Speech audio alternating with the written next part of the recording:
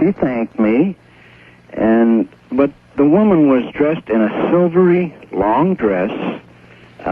It was the beginning of October, and it was a nice night. She had a fur wrap on, and she had grayish hair, but her hair there wasn't a hair out of place, just as if she had just come from a beauty shop, and the dress didn't have a wrinkle in it. I mean, she was just magnificent looking. And it was a real strange thing. She walked down the drive, and she turned going south towards 111th. And I put the lights out, and I walked down the drive, and I couldn't see nothing. There wasn't a car. No car came by, or that she had gotten into a car or anything. And I couldn't see her walking anywhere at all. So my mother lives next door, and the next morning I told my mother about it if she knew of anybody in the block that by this name. So she did, and she called the people up and asked them if they were having a party that night, and because someone was asking directions, and she says, no, we haven't been out of the house all last night, and we weren't having any party, and we weren't expecting anybody. It was just a strange thing that happened. I wonder if you had any sightings or anything at St. Casimir's.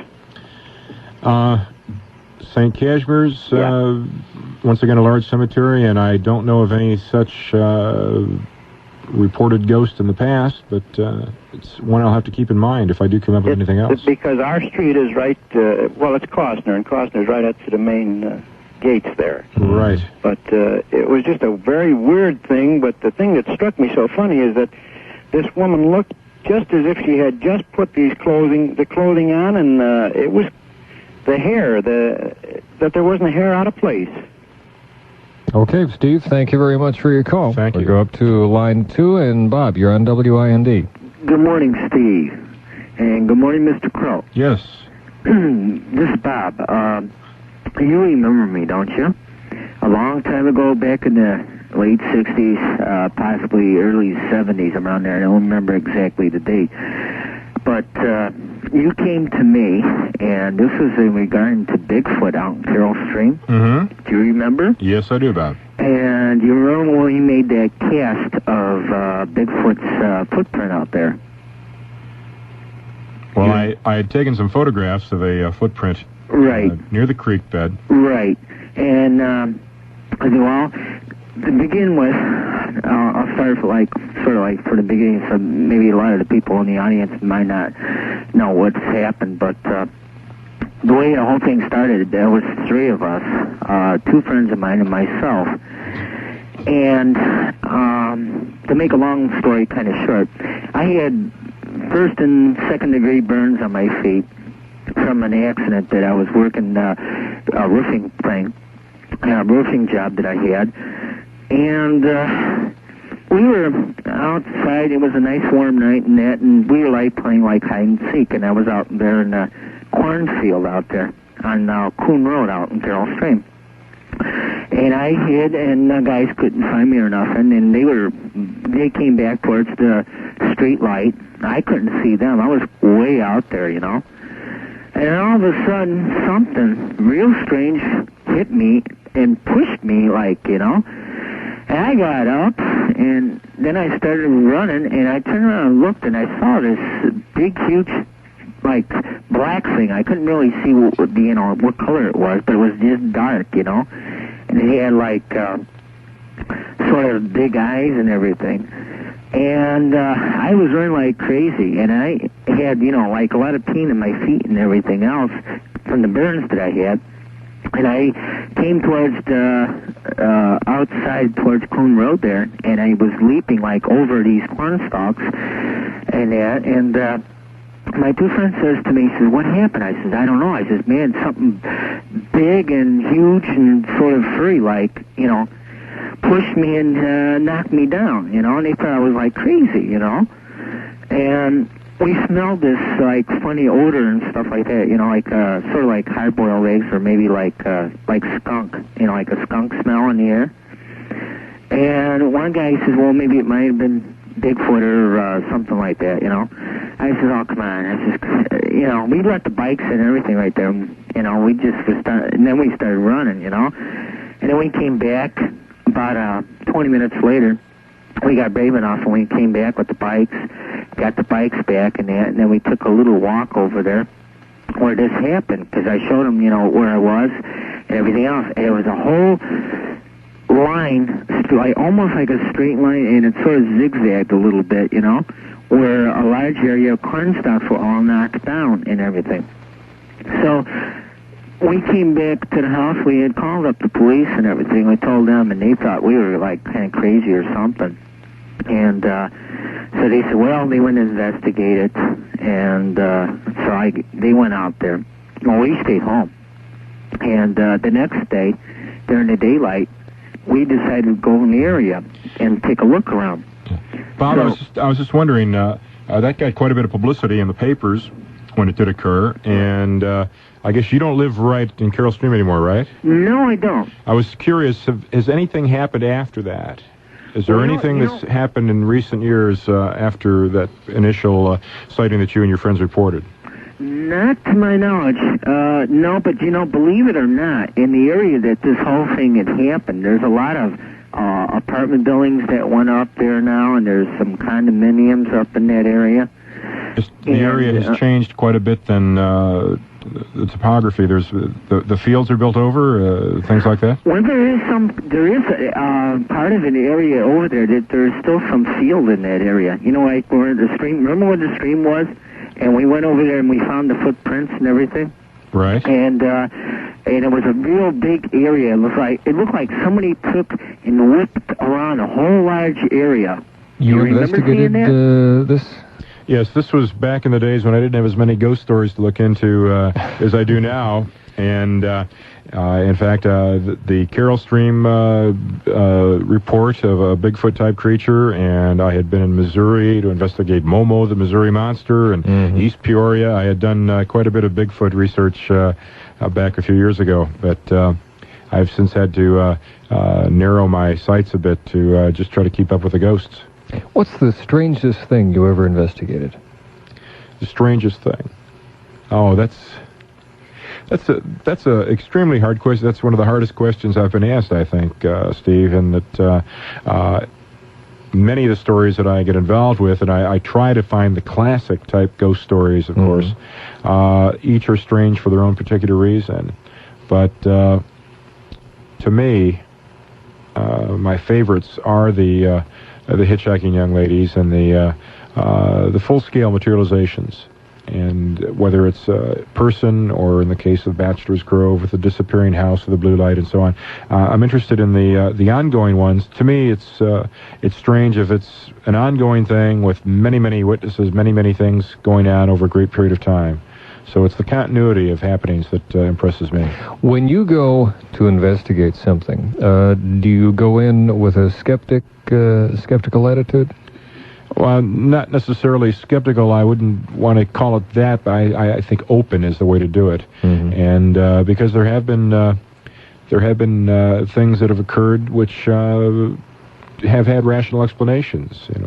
One of the sites of my tour is the section, very famous, very colorful section of Woodlawn Cemetery on Cermak Road in North Riverside, and there's a section called Showman's Rest where there are circus performers buried, and there was a section started in 1918 after a tragic circus train wreck, and there were some 62 people buried there, initially from a train wreck outside Gary, Indiana, and since then hundreds of other people buried there from the circus profession.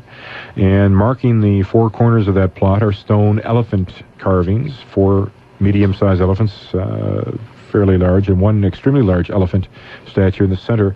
Many people speculated that there are circus animals buried there, and people have stated there are ghosts of these dead circus animals coming out at night. And from doing some initial work in the area and following up various leads and so on, I found out that there are indeed circus animal sounds at night, but it's live animals from Brookfield Zoo to the southwest, a mile and a half. And on a still night, when the breeze comes from the right direction, you're getting the sounds of live animals. And it's just the right combination of circumstance and place and watching these stone carvings that causes people to think that they are in the middle of really a stampede of ghostly animals. So you have to take many, many things into consideration to get to the bottom of things, and I try to do that. Any unusual things happened while you were taking some of these tours? Yes, things have happened on tours. Primarily, though, because we go in a large group, and large groups, 45 people, vibes tend to cancel out vibes, I think. Mm-hmm. Too many people there at once. But what's happened primarily is photographic anomalies show up with regularity at certain points on the tour. At the grave of the Italian bride, for instance, Julia Bacola-Petta at Mount Carmel Cemetery, streaks of light, fogging of film has occurred on a number of occasions. And at Robinson Woods Indian Burial Ground, the first point on the tour, we've had little subliminal faces or images show up in film in the background of the leaves and shadows and so on with regularity. And what's of interest to me is just the cumulative effect that you don't have subliminal faces, for instance, occurring at other places on the tour, only at Robinson, at the Robinson site. And with the streaks of light, if you have static electricity buildup on a roll of film, you can produce similar effect. But it's only here, only at the grave of the Italian bride, Julia Bacola-Petta. So it's the exclusive nature of the phenomenon when it does occur that convinces me that it's much more than, it's not mere chance, not coincidence. Outside of the house in England that you decided not to spend the night in, any other experiences you had when you would be investigating something and possibly get to a certain point in the investigation and decide, no, I don't think I want to follow this one up? Well, the first incident of a ghostly nature that I had of a visual sighting, and it's one that many people up in Wisconsin are still talking about, is the so-called gangster hideout in Kenosha County, Wisconsin, near Bristol, Wisconsin. And at that particular site, I was accompanied by John Ziamek of the Chicago Sun-Times, formerly of the Chicago Sun-Times. He was working with them at that time. And the two women who acted as our guides brought us to the location where the husband of one of these women had reportedly had experiences before. And we did experience, all four of us, bluish-gray silhouette-shaped images rapidly darting about on the edge of the field. And although it didn't really shake me that much, what did bother me was the fact that John Ziamek, and he'll be the first one to admit this, was so shaken by this and so visibly affected that he was practically hysterical, telling us, we've got to get out of here, we're going to be murdered, we're going to be killed.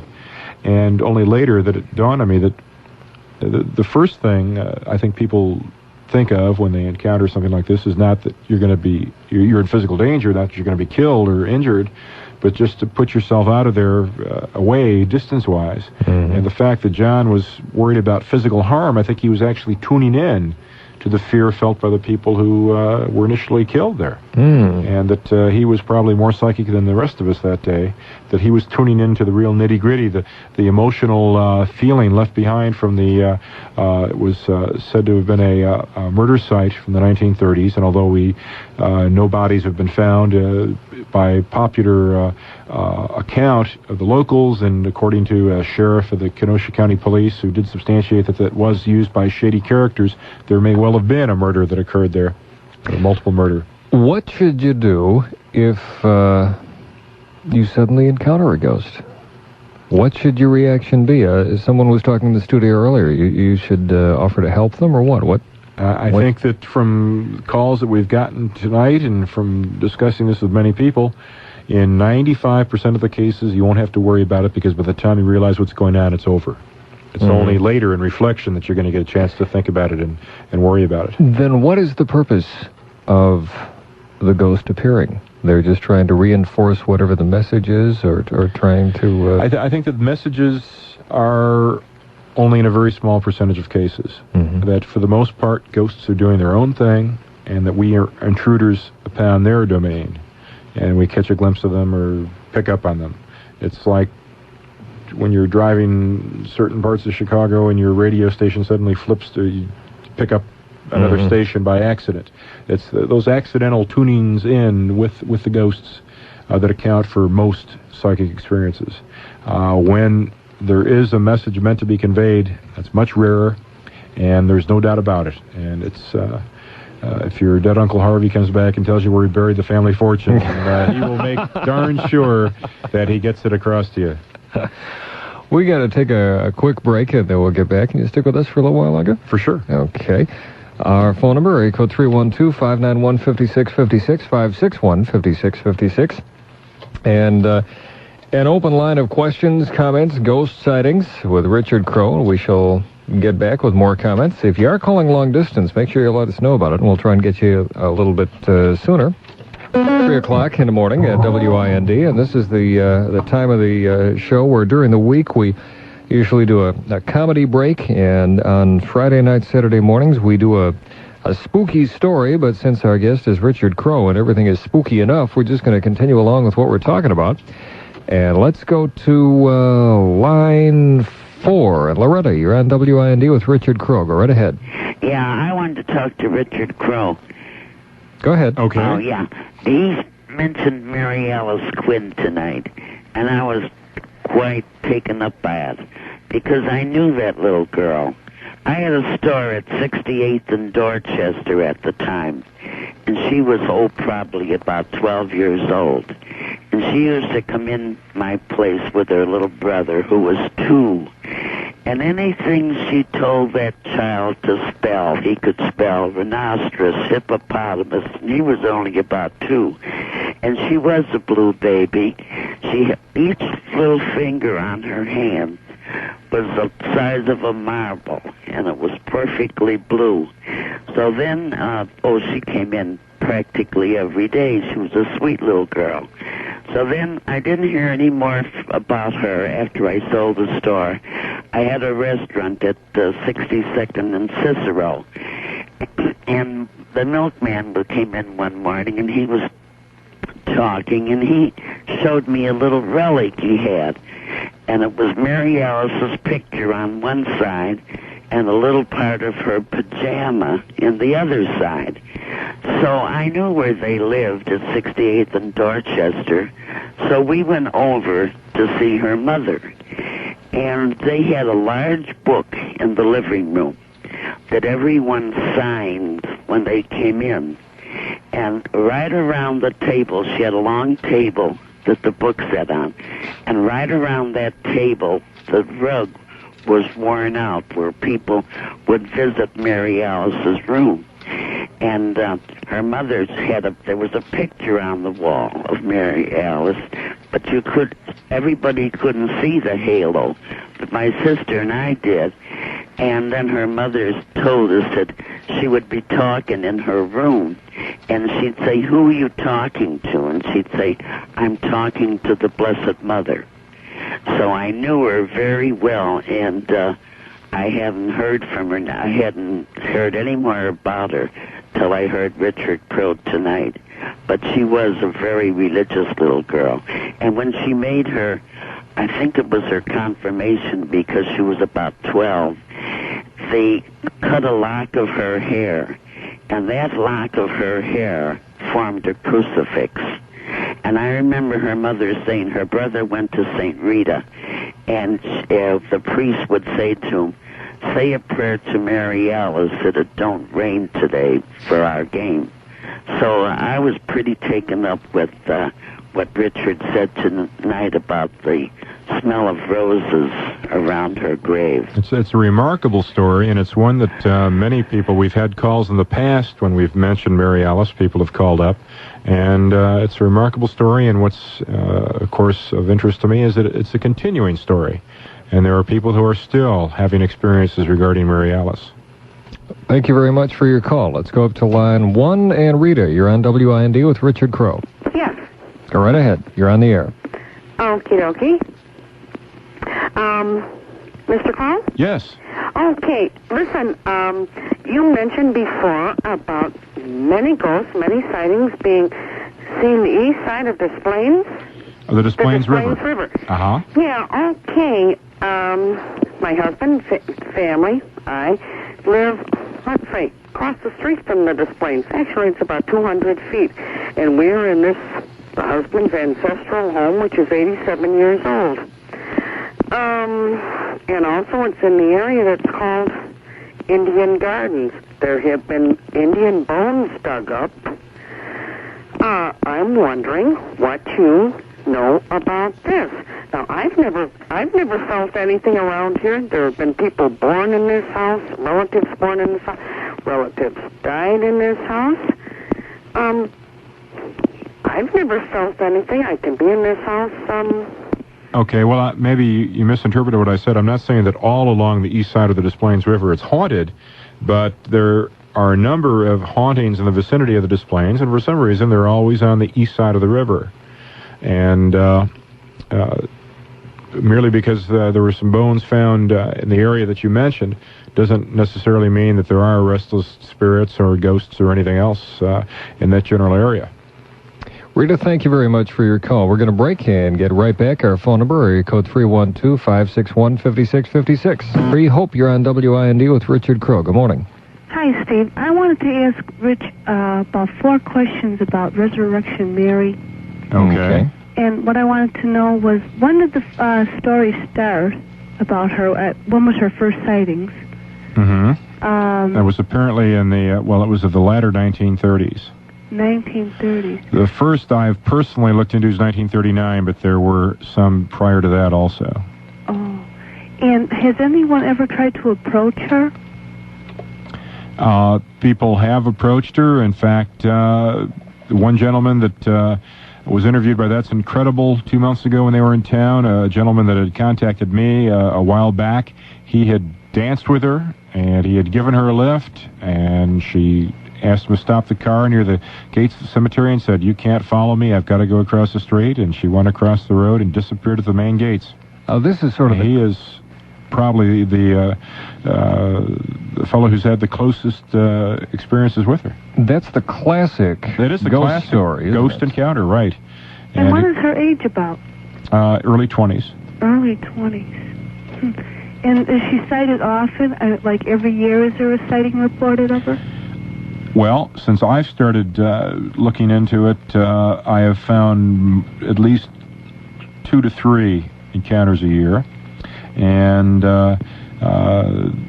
this year, we had the number of happenings last Sunday morning, but there were 3 earlier in the year, at least, that I've been able to substantiate. So it would seem that this year is a very, very good year for her. Oh, well, thank you very much. Thank you for your call. Let's go down to line 5. Tom, you're on WIND with Richard Crowe.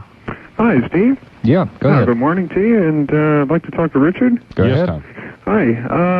I've got a little folk band in Chicago, and we've been playing around here and there, and a strange thing happened to us out in Harvard, Illinois. There's some friends of ours who were running a antique store out there in an old abandoned and then renovated barn. We were out there for the opening of their shop, and we decided to spend the night there. And we all slept inside the barn, and there are all sorts of strange nightly noises and creaking and whatnot you'd expect in an old barn. And all of a sudden, everyone more or less dropped off to sleep, and everybody woke up all of a sudden. There was a large crash. Sounded like someone had picked up a wood stove or something that was in there, one of the heavier objects, and dropped it about 30 feet or so. And we all thought that was kind of strange, but we all went back to sleep.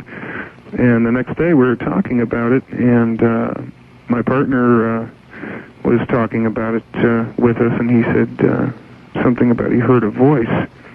And he didn't say anything more about it. And one of the girls who stays out there regularly, one of the girls who was running the store at the time, said that she had heard a voice. And the voice was very quiet, and it came right after the crash. And it would say, "I'm in here." And my partner looked at me and took me aside, and he said, "I didn't want to say anything before, but that's exactly what I heard." And judging by the expression on his face and the whiteness in his face, I kind of believe him. It's something I guess occurs quite frequently out there. And there's no cause for the crash at all? No known cause for the crash? No. What we did was we were thinking of using the barn for recording, and we went out there about 2 weeks later, and we brought some... That would disrupt your recording. Yeah. Crash. Yeah. We brought some recording equipment out there to see if we could catch it. And we left it on all night and had a long playing tape on it. How often does a crash occur? It happened, I think the girl said it happened once when they first went out there. I think it happened again a couple months later. And it happened when we were up there. The strange thing was we brought the tape recorder up and we hooked up microphones all over the barn, and there wasn't a sound on the tape the next morning. There wasn't even cars going by on the highway or anything. It was, Sounds like your batteries went dead or something. It was hooked up to the old AC current, but... The strange crashes are of interest. I was in the haunted castle in Ireland, Castle Matrix, that a friend of mine who's a retired American Army colonel now occupies. And he had a bunch of theatrical types in there. They were discussing a play they were going to be putting on. And suddenly they heard a crash from one end of the room. And they all ran towards it, and this was in the top of the castle, in the top room, which is sort of the library and armory with pieces of armor and swords and things on the walls. And from the way that sound occurred, they thought that the wind had blasted one of the shutters through the close against the glass and busted it. It sounded that intensity. When they got there, there was no such broken glass or no flapping loose shutter or anything else, and they could not explain that. But these unexplainable crashes have been noted at alleged haunted places for some time. What do you attribute that to? Is that usually like a poltergeist, or is a poltergeist one that will actually, you can see the remains of whatever it has thrown? Well, there are these sharp, almost, in some cases reported almost sounding like gunshots heard in places. And they often can accompany the standard poltergeist things of small objects moving around and so on. And it's an area that is still pretty much neglected and not delved into by many people. So if anything comes of this, Tom, if you can record that crash, or if anything more occurs out there, I'd appreciate you letting me know about it. Sure. Thanks for calling, Tom. I want to jump up to, out of sequence here, up to line 3. I think this should be a little interesting. Ed, you're on WIND with Richard Crowe. Good morning. Oh, good morning, Steve. You have a comment about a werewolf? Sort of. Oddly enough, you started this, so if... What did I do? If it doesn't work, you have yourself to blame. About a year ago, oddly enough, I think it was your Halloween show. Yeah? Somebody called up and made a reference to what he called the Crete Werewolf. Yeah? And nothing much else came of it. And I sort of mentioned it to my niece, and she said, yeah, a lot of weird stuff goes on down there, and shut up. I could get nothing out of her after that. So I was wondering if Richard heard anything about a Crete werewolf or something funny going on in that area. In the Crete area. The Crete area, that's correct. And I had been hearing some things about a strange creature. This was back in my Bigfoot investigating days, some 7-8 years ago or so. And I had heard about a creature, a hairy creature seen that could walk on all fours or stand up and walk upright like a man, who was seen in the area outside Crete, and particularly following this one creek bed around. And at the time, I had interviewed a few people who had seen this thing, whatever it was, including a girl down there who's a country and western singer. I'm not even sure if she's still in the area. But just from lack of new material, new reports, I let the whole thing slide to my knowledge.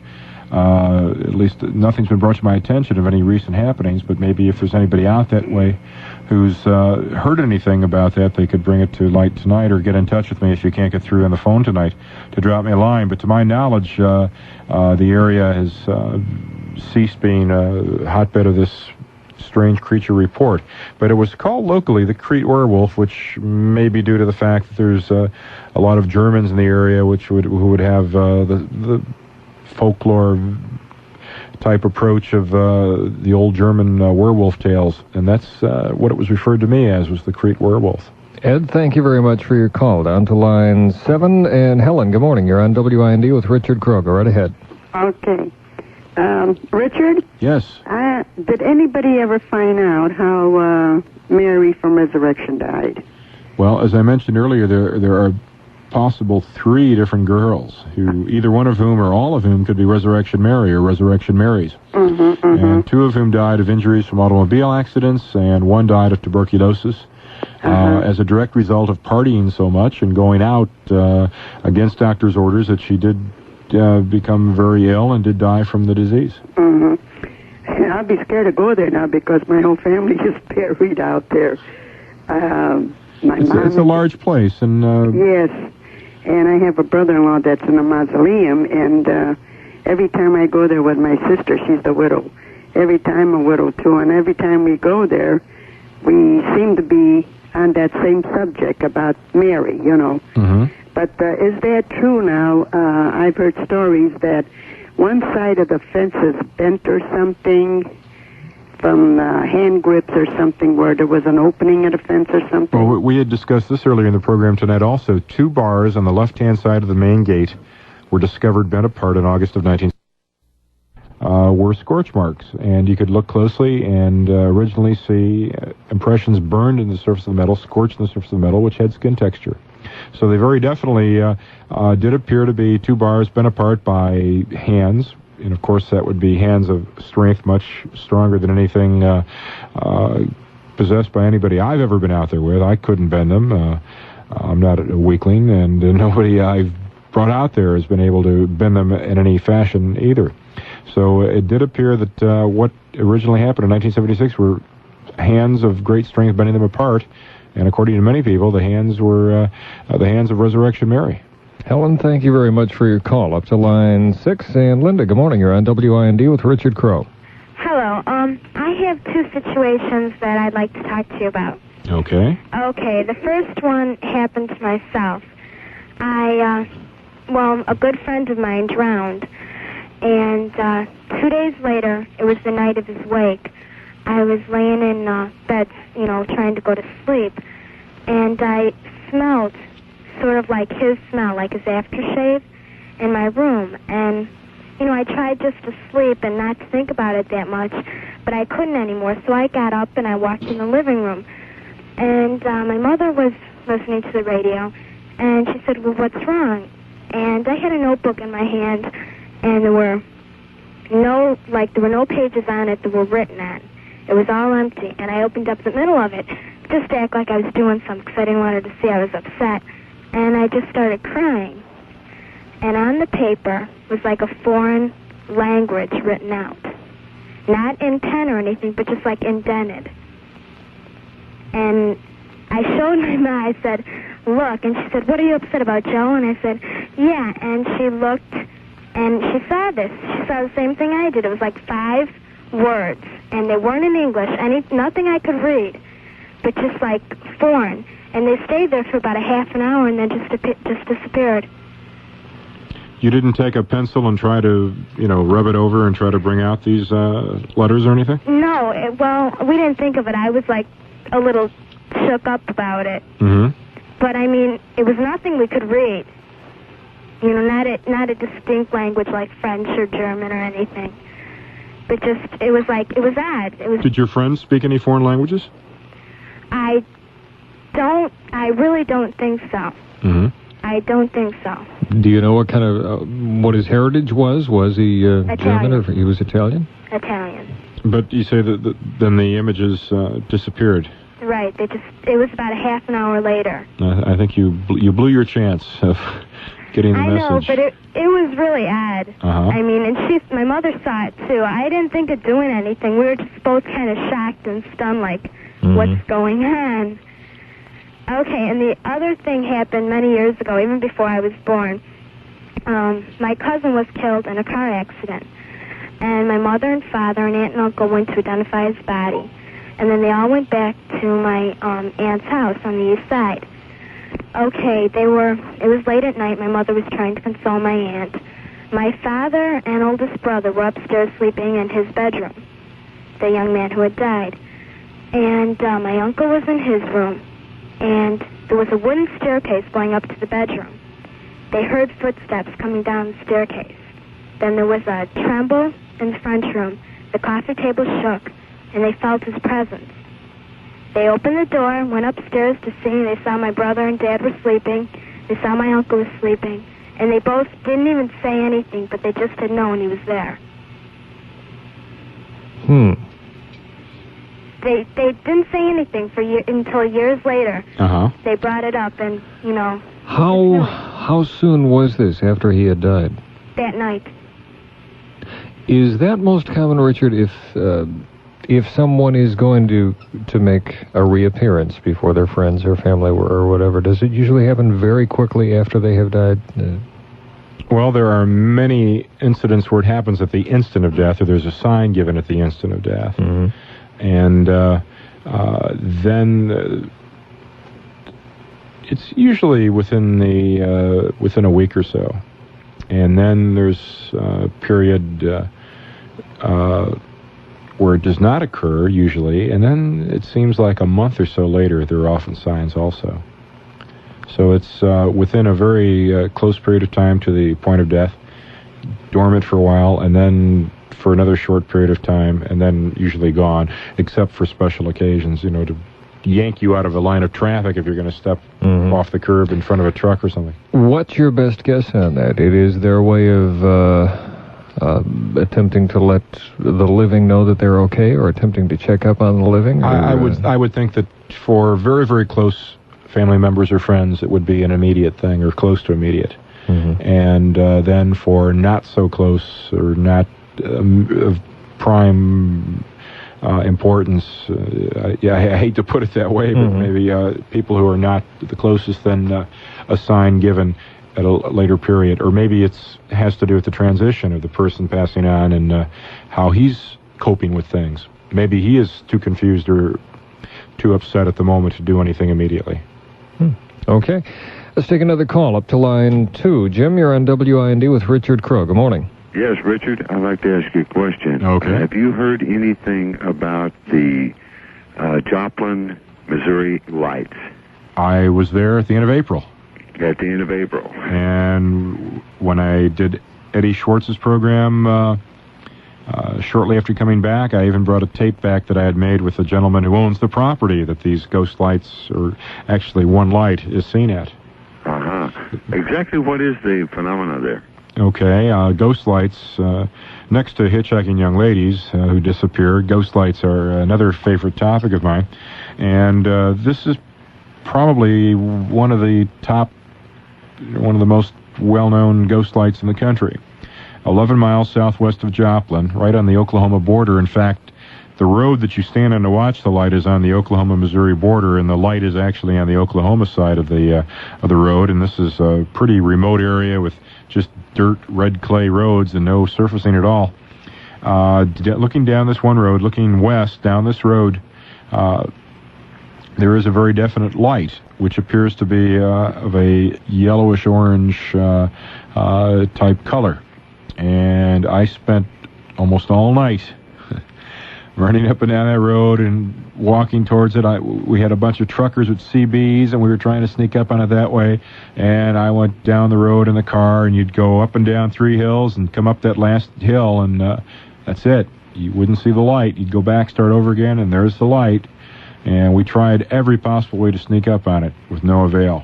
Did you get any films of it? I did pick it up, but it just appeared as a orangey white light with a completely black background. I didn't have a tripod with me, and I did use that sitting it on the top of the car. How many people were involved with you that night? This is a nightly thing, and this is something that's been going on since 1889 or thereabouts. And the light's been out there every night, and it's unfortunately such a desolate area. I wanted to call up Eddie.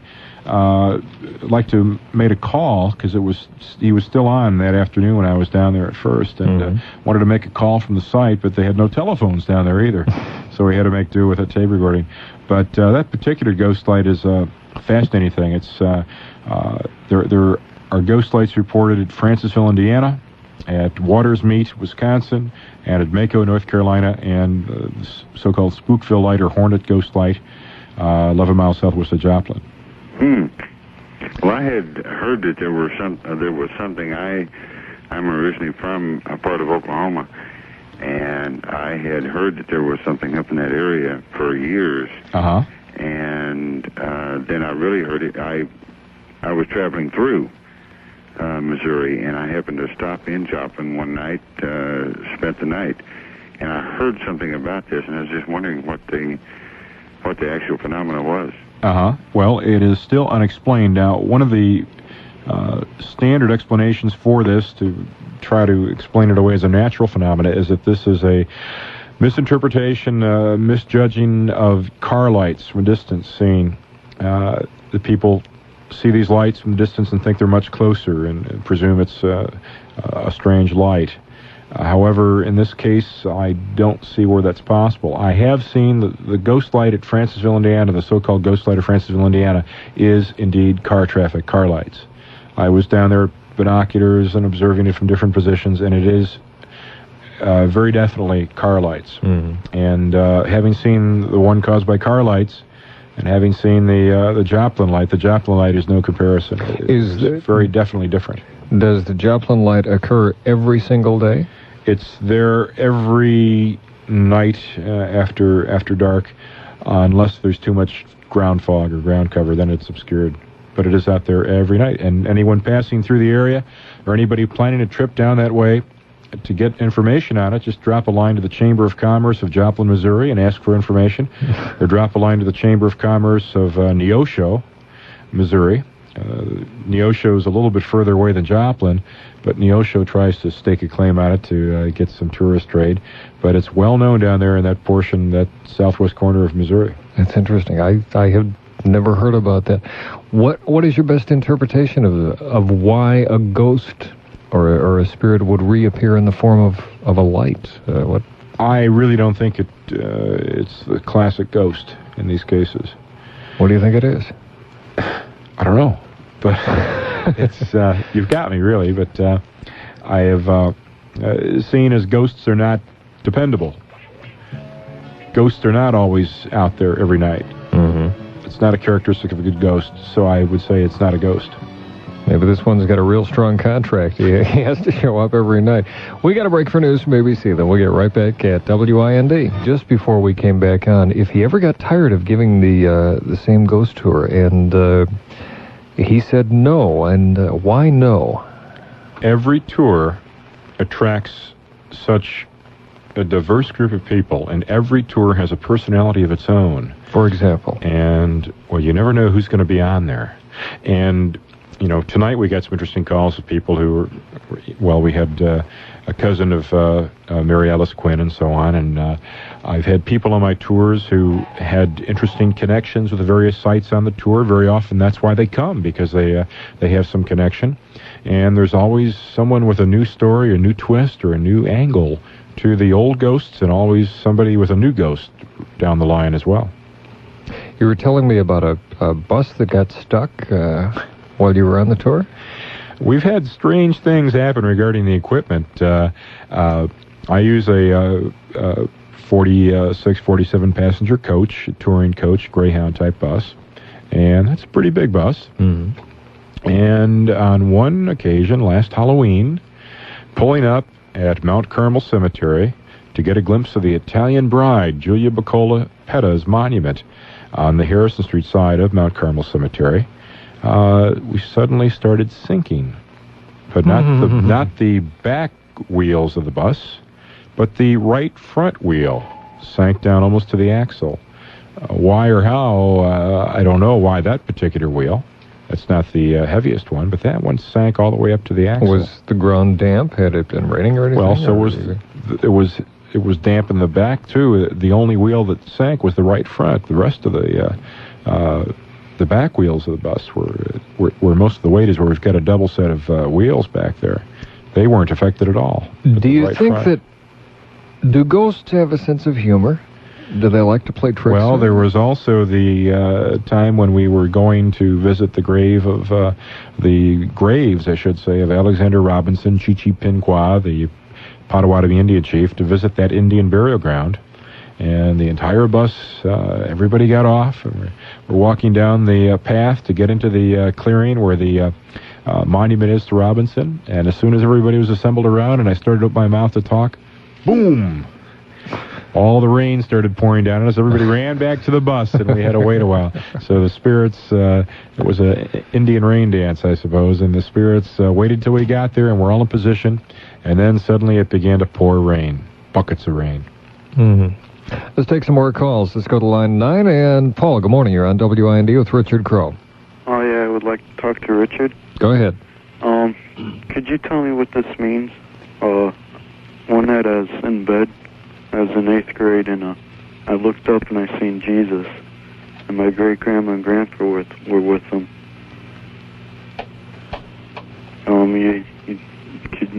Would that mean anything? Because I've talked to people, and they said that was a warning. Uh-huh. And they said if he comes again, they'll probably want to take me or something. I wouldn't say that, but I think that... Were you close to... Oh, he was at the foot of my bed. No, but I mean, were you close to... This was your grandfather and... My great-grandpa and grandma. And were you very close to them? Well, I remember going over to their house when I was real small. Uh-huh. And I guess I was my great-grandfather's favorite great-grandson.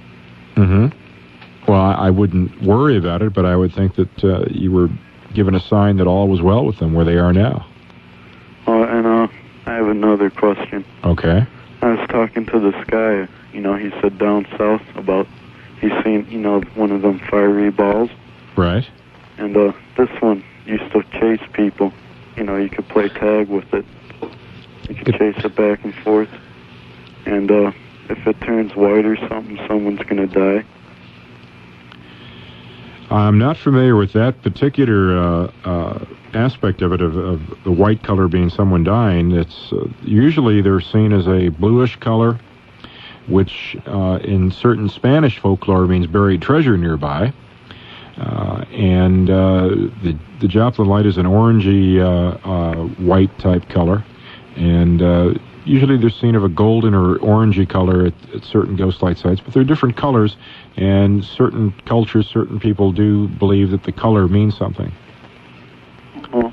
But is this a regularly seen one that you can play tag with? Oh, I don't know. If I talk to the guy. If it is, send me the location, and I'll travel down there to check it out. Oh. I'd love to play tag with a ghost light. I was up at El Capone's graveyard. Uh-huh. That's at Mount... The Mount Carmel burial site? Yeah. He still has a monument, by the way, Steve, at where he was buried originally, at Mount Olivet. So a man of that stature has 2 graves and 2 monuments, but he's only occupying 1. Yeah, but when was the last time you were over there? The last time I saw Al Capone's grave was last week, last Sunday. Any unusual experience at his grave? No, but there are many stories told of Al Capone, a number of psychic occurrences told about him, but he apparently is resting quite well without any hassle, without any problems. Okay, Paul, thank you very much for your call. Let's go up to line 2. Greg, you're on WIND with Richard Crowe. Go right ahead. Okay, I wanted to talk to him about Julia Piccola. Okay. Okay, I had talked to Richard earlier at one of his lectures in Riverside, and he may remember me from that. I had a sighting of Julia Piccola myself. I wanted to see if he had heard any other stories, or if he could even tell the story of Julia Piccola. Well, I would hope that you would relate briefly your encounter, because one thing that struck me in the Resurrection Mary sightings we were talking about earlier is that Julia's sighting is somewhat similar in that she is seen near the cemetery where she is buried. And if you could relate your encounter briefly, I'm sure everybody listening would like to hear it. Okay. Well, it happened to me on December 23rd last year, just before Christmas. And it was about 20 to 12 in the evening. The weather was unusual for that time of year. It was warm, but it was rainy that night. And I was coming home from a former girlfriend's house who lived near the cemetery. And on my way by, I was looking at, I was familiar with the story. I was trying to see if there was any activity or anything in the cemetery. And I got by her monument and was starting to speed up on my way home. I hit a bump in the road, and it distracted my attention off to the side of the road. And on the roadside on my left, I saw a figure dressed in white in a long gown. She just stood there and stared at me, watched me pass. And after I had passed her, I looked behind, and she was walking back towards the gates of the cemetery on Harrison Street. That was about the extent of it. It only lasted a few seconds. Did you see her walk out of sight, or did she just suddenly disappear, or what happened? No, she was walking back behind me. She didn't actually disappear. Does that sound to you, Richard, like an actual ghost sighting? Or? Well, there have been reports of this girl seen there at Mount Carmel Cemetery for well over 30 years now, and I'm sure probably before that also. But Julia Bacola Petta had died in 1921 in childbirth and was buried with her stillborn infant. And anyone traveling out there to the cemetery to this day can see the monument erected to her, which shows her life-size representation in stone in her wedding dress. And on the base of the monument are two photographs in porcelain, old Italian practice. And these photographs, one shows her in life in her wedding dress, and the other photograph shows her 6 years after death in her coffin as the body was disinterred in 1927. Because after the death of the girl, her mother began to have a series of dreams and eventually had the permission given to have the grave exhumed, and the body of the girl was found in perfect condition and was photographed, and you can see the photograph of her lying in the coffin, lying there in perfect condition on the monument. It's a very, very remarkable story. And I've talked to other people who have had similar incidents of spotting this girl walking either inside the cemetery in that area or outside the cemetery fence in that area. And this has been going on for many, many years now. And, what if there is one? What is the official explanation for that? The official explanation for the for her spirit walking, or for the body found in perfect condition? Found in perfect condition. Well, there are in the vicinity of 175 such bodies around the world of various saints and mystics. This is a particular kind of phenomena that is well known to the Catholic Church as the first step towards canonization for the beatification process. All bodies of people are disinterred and checked as a routine thing by the Catholic Church to look for this particular sign, the incorruptibility of the bodies. And there was a book published a year and a half ago from Tan Books and Publishers in Rockford called The Incorruptibles by an author named Crowe, which covered this in great detail. Is there a scientific explanation for it? There is no real scientific explanation for it. I've personally been in mummy vaults in Ireland and Dublin. I've been I have a very good friend of mine in Virginia, Larry Mooney, probably has the world's largest private collection of mummies and shrunken heads and things of that sort. I have not made an extensive study of this, but I've seen and observed and probably seen as many mummies and types of preservations of bodies like this as possible, and there's no real explanation, logical, scientific explanation for why this body was found in perfect condition. Particularly in the mode of burial in 1921 with Chicago weather and not using concrete bunkers and airtight coffins, there's no way that body should have been preserved. But are you still on the phone, sir? Yeah. Go ahead, Greg. Oh, I was just going to ask, has the church made any investigation in her case?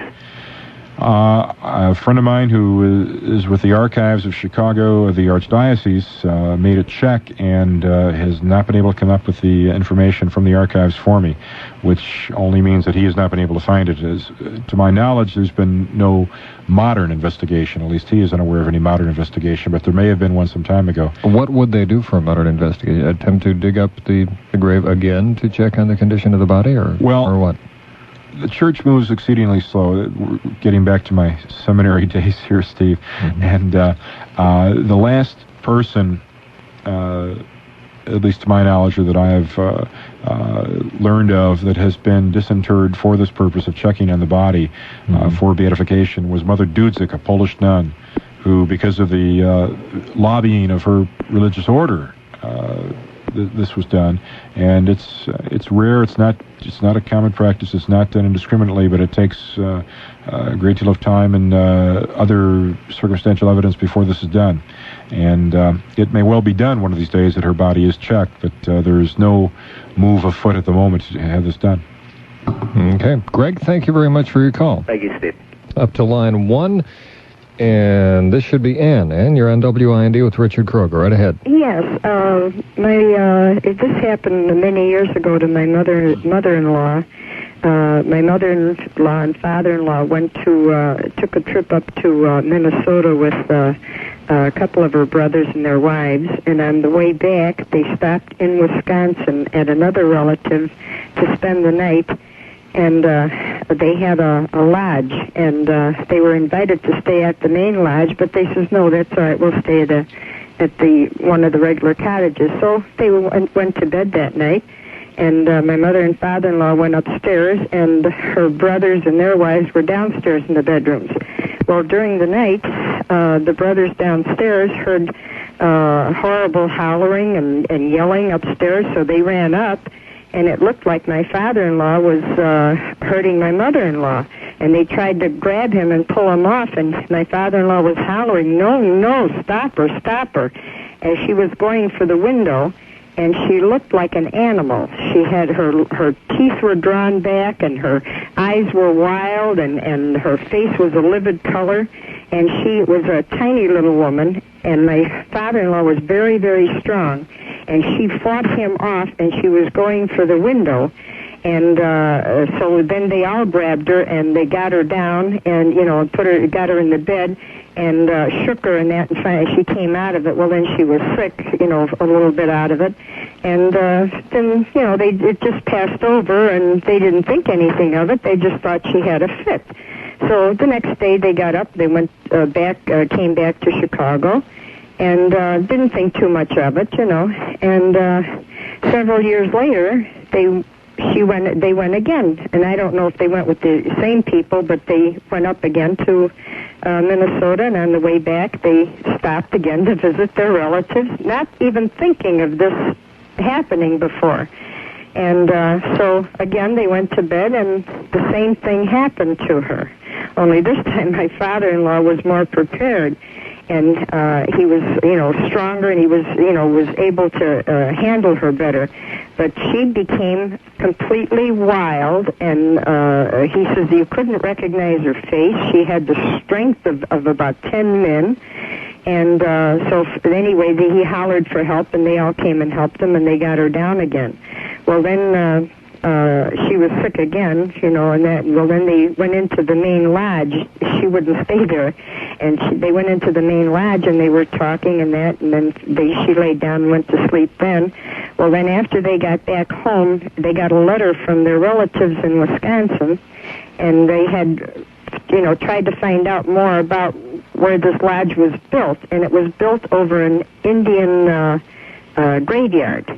And where this building was that she slept in, it was over the grave of either the medicine man or something like that, And he was, the legend is that he was like bad or something. So it was like he took possession of her.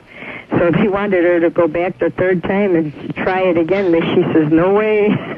She says, that's it. I'm not going back, ever. Is that lodge still up there? I don't know for sure. This happened quite a number of years ago. And, this was something where, in this, they were not people who were ever superstitious or anything like that, I mean, my father-in-law would look at you like as if you were crazy if you told him, one of these stories like the old people believed in. Had this ever happened to anyone else there? I don't know if it ever happened to anyone else, but it did happen to her twice. The exact same time at night, within so many years apart. What time at night? It was after midnight. So they weren't sure exactly, but it was after midnight. Mm-hmm. And they know that it was an old Indian burial ground that this lodge was built on. That's a very, very curious story, and it reminds me very much of the most famous haunted room story around is Maynooth in Ireland. And there were a number of young men who cut their throats in that room committing suicide, and apparently had this strange compulsion to commit suicide.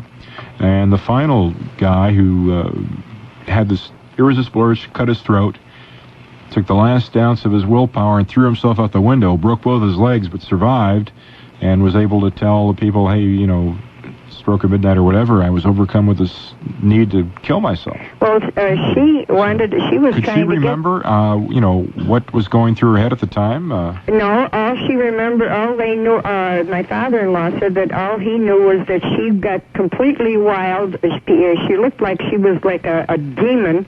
He wouldn't even have recognized her face if he wouldn't have known it was her.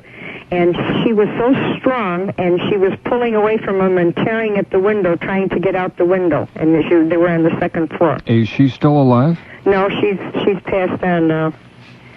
But my husband, of course, remembers, would know. He probably might even know exactly where the lodge is in Wisconsin. If you pick up anything else on that, if you could get in touch, I'd appreciate hearing about it. Maybe, I haven't given the address lately, Steve. Maybe we should give that again, too, for those of you who are holding on here and staying awake. Oh, another thing, too. My husband and I were sitting in our kitchen, and we had a walk-in pantry. And it was Saturday, and I had washed everything, and we're sitting there and resting, and all of a sudden, all my dishes went down. And I looked at him, and he looked at me, and we says, "Oh, no." And we heard every one of them crash and smash into little bits. So then I says, we might as well clean it up. And we figured we wouldn't even be able to open the door as the door opened inward. We opened the door, and there wasn't a dish moved. And both of us heard it. Another one of these strange crashes. Both of us heard it. Not one of us, but both of us. And this was maybe about 9 o'clock at night. And you could hear every plate just splintering to pieces, and it was just horrible. And I said, "Oh, no." And he looked at me and says, "My God, all the shelves let loose." So then when we opened the door, there wasn't anything moved in the pantry. Everything was all in its place. I bet you were relieved of that. Richard, you were about to give the address again. Yes.